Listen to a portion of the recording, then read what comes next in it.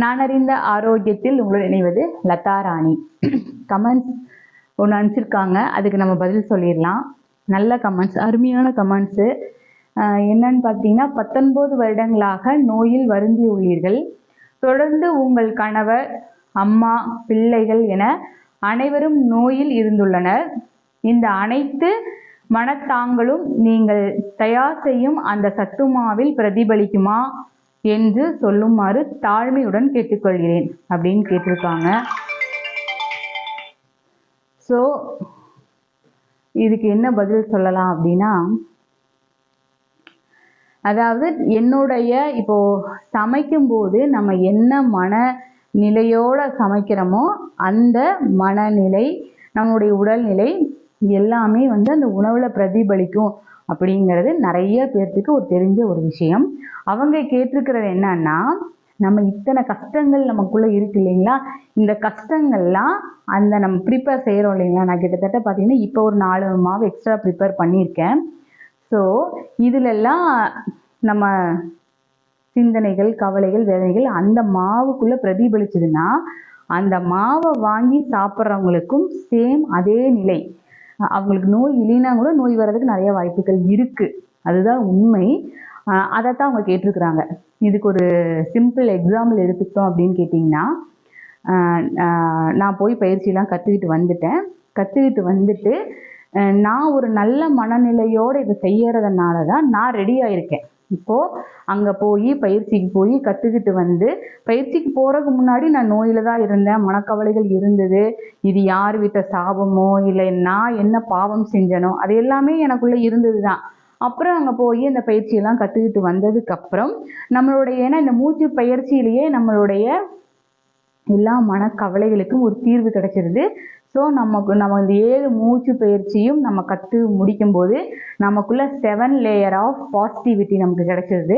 So நம்ம செய்கிற விஷயங்கள், நம்ம பேசுகிற விஷயங்கள் எல்லாத்துலேயுமே அந்த பாசிட்டிவ் அப்ளிகபிள் ஆகும். அதுக்கு மிகச்சிறந்த உதாரணம் என்னன்னு கேட்டிங்கன்னா, நான் 21ஆம் தேதி எனக்கு 21/11 எனக்கு கிட்னி பேஷண்ட் அவர் வராரு. என்னுடைய கிட்னி பேஷண்ட்டை பற்றி உங்கள்கிட்ட சொல்லியிருந்தேன். நீங்கள் எல்லாருமே அவருக்காக ப்ரேயர் பண்ணிடுங்க, அவர் நல்லாகணும்னு சொல்லி வேண்டுங்கன்னு சொல்லி கூட ஒரு வீடியோவில் நான் சொல்லியிருந்தேன். இப்போ என்னன்னு கேட்டிங்கன்னா, அவர் எங்கிட்ட வரும்போது கால் குத்தல், கால் எரிச்சல், கால் வீக்கம் இருந்தது. ரொம்ப டயர்டாக இருப்பார். அதுக்கப்புறம் பார்த்தீங்கன்னா கிட்டத்தட்ட 8 மாதமாக அவர் உப்பு, புளி, காரம் சாப்பிடல. அவர் எப்படி எங்கிட்ட வந்தாருன்னு கேட்டிங்கன்னா, நான் இந்த பிஸி ஷெட்யூலில் ஓடிட்டு இருக்கும்போது எனக்கு என்னோடய ஃப்ரெண்டு ஒருத்தங்க ஃபுட்டு கொடுப்பாங்க. அவங்களுக்கு நான் மார்னிங் டயட் கொடுத்துருவேன். அவங்க எனக்கு மதியம் லஞ்சுக்கு குழம்பு, ரசம், பொரியல் கொடுத்துருவாங்க. நான் இங்கே சாதம் வச்சுக்குவேன். எனக்கு அதெல்லாம் செய்யறதுக்கு ஃபர்ஸ்ட் ஆஃப் ஆல் நேரம் இல்லை.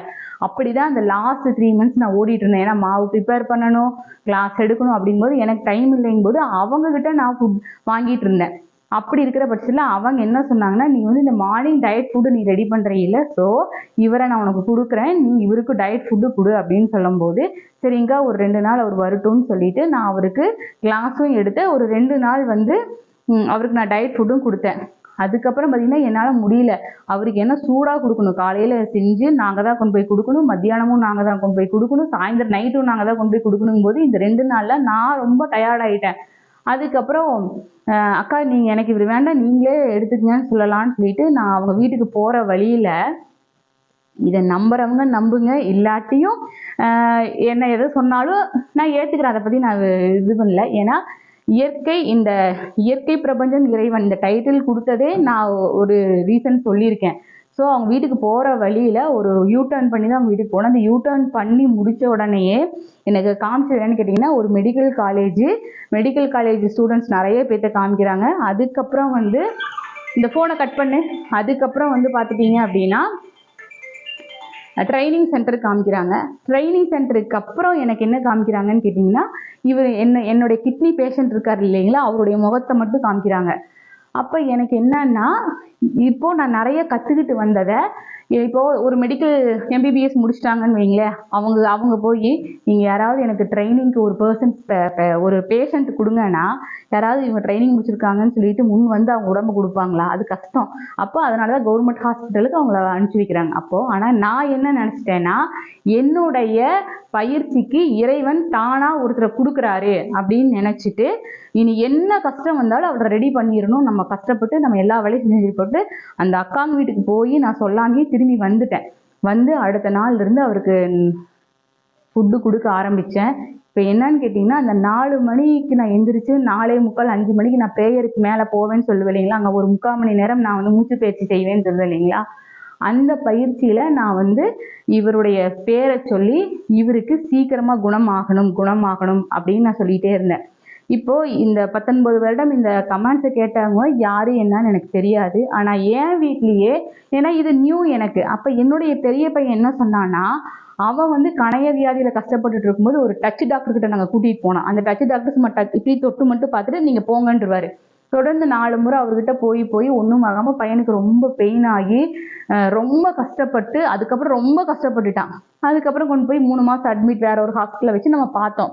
அப்போ அவன் என்ன சொல்கிறான்னா, அம்மா அந்த அந்த அந்த அந்த டாக்டர் நேம் சொல்லி அந்த டாக்டர் மாற நீங்கள் பண்ணிடாதீங்க, ஏன்னா அவர் கொஞ்சமாக வந்து பிரச்சனையில் இருக்கிறாரு, நீங்கள் வந்து இன்னும் அதிகமாக பிரச்சனை பண்ணிடாதீங்க அப்படின்னு என் பையனே எனக்கு ஒன்று சொல்லியிருக்கும் போது, எனக்கு வெளியில இருந்து வேற ஏதாவது நெகட்டிவ் கமெண்ட்ஸ் சொன்னாலும் எனக்கு அதை பற்றி கவலை இல்லை, நான் விளக்கத்துக்கு கொடுத்தாகணும். ஸோ அப்போ அவனும் அந்த மாதிரி சொல்லிட்டான். அப்போ நான் என்ன பண்ணுறேன், அந்த ப்ரேயரில் போய் வைக்கிறேன். ஃபஸ்ட்டு என் குடும்பத்தில் இருக்கிறவங்களுக்கு என் மேலே நம்பிக்கை வரணும், அடுத்தது கண்டிப்பாக அவருக்கும் நல்லா ஆகணும் அப்படின்னு சொல்லிட்டு நான் போய் அந்த 4:30 மணியில் அந்த ப்ரேயரில் வச்சு, அதே மாதிரி அவருக்கு ஃபுட்டு 3 நேரம் சமைக்கிற போது நான் அந்த யூனிவர்சல் மந்திரான்னு சொல்லுவோம் பார்த்தீங்களா, அதை சொல்லிட்டு அவருக்கு லெமன் சாப்பாடு தயிர் சாப்பாடுலாம் கொடுக்கும்போது பார்த்தீங்கன்னா, நான் எங்களுக்கு தனியாக அவருக்கு தனியாக சமைப்பேன். அந்த லெமன் சாப்பாடுலாம் வாயில் எடுத்து வச்சா அப்படியே கொமட்டிட்டு வரும். அப்போ நான் சொல்லுவேன், ஆண்டவரே இவ்வளோ ஒரு மாதிரி நம்மளால வாயில் வைக்கவே முடியாத ஒரு உணவை அவங்க சாப்பிட்றாங்களே, நீங்கள் வந்து கண்டிப்பாக அவருக்கு ஒரு நல்ல ஆரோக்கியத்தை கொடுக்கணும், என்னுடைய ப்ரேயர் அவருக்கு ஒரு நல்ல ஆரோக்கியத்தை கொடுக்கணும் அப்படின்னு சொல்லி ப்ரேயர் பண்ணி அவருக்கு சமைச்சு கொடுத்து என்னுடைய அந்த மூச்சு பயிற்சியில் அவருக்காக, ஏன்னா நான் சொல்லியிருக்கேன் ஆல்ரெடி, நம்மளுடைய மூச்சு பயிற்சியில் நம்ம யாருக்கு வேணாலும் கிடைக்குங்க.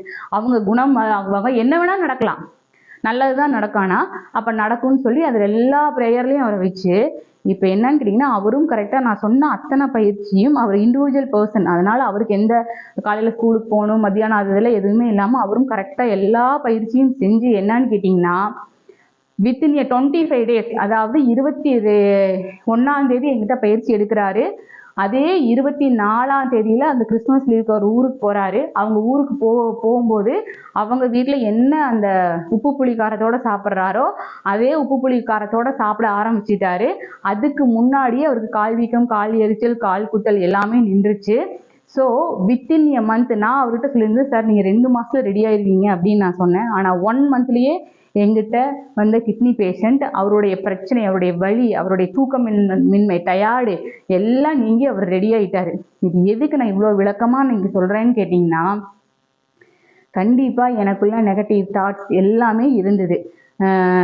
ஒரு பயம், ஒரு கவலை எல்லாமே இருந்தது. எப்பன்னு கேட்டிங்கன்னா, இந்த பயிற்சிக்கு போகிறதுக்கு முன்னாடி, இந்த பயிற்சிக்கு போயிட்டு வந்ததுக்கு அப்புறம் எல்லாமே எனக்குள்ளே இருக்கிறது பாசிட்டிவ் எனர்ஜி. நான் ஒருத்தருக்காக ப்ரேயர் பண்ணும்போதும் அவங்க சீக்கிரம் குணம் அடைகிறதுக்கு எப்படின்னு கேட்டால், நான் இண்டிவிஜுவலாக இல்லை, நான் போய் நேராக இந்த 4 மணிக்கு நீங்கள் போய் வச்சு உட்காந்துடுறமே, நீங்கள் இன்றைக்கி இவ்வளோ பேஷண்ட்ஸ் வந்திருக்காங்க, இத்தனை பேஷண்ட்ஸை நீங்கள் குணப்படுத்துறது இயற்கை பிரபஞ்சம் இறைவனே உங்களை நம்பி தான் இத்தனை பேஷண்ட்ஸ் எங்கிட்ட வராங்க, இவங்களெல்லாம் நான் குணப்படுத்துறது நான் அல்ல, நீங்கள் குணப்படுத்துங்க.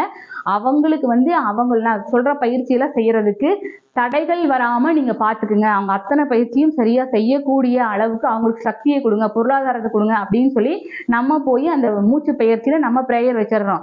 ஸோ இதெல்லாம் நடக்கும் பொழுது இந்த மாவு ப்ரிப்பேர் பண்ணும்போது அப்படித்தாங்க, இந்த பொருள் போய் நான் டவுன் ஹாலில் வாங்கும் போதிலிருந்து கழுவி காய வச்சு அரைச்சி பேக் பண்ணி எல்லாம் பண்ணும்போதிலிருந்து எனக்குள்ள ப்ரேயர் மட்டுமே இருக்கிறதுனால பார்த்தீங்கன்னா, கால்சியம் பவுடர், உளுந்து கஞ்சி பவுடர்லாம் நான் சர்டிஃபிகேட் என்ன அடுத்த வாரம் நான் அந்த யூடியூப்பில் போடலான்ட்டு இருக்கேன்.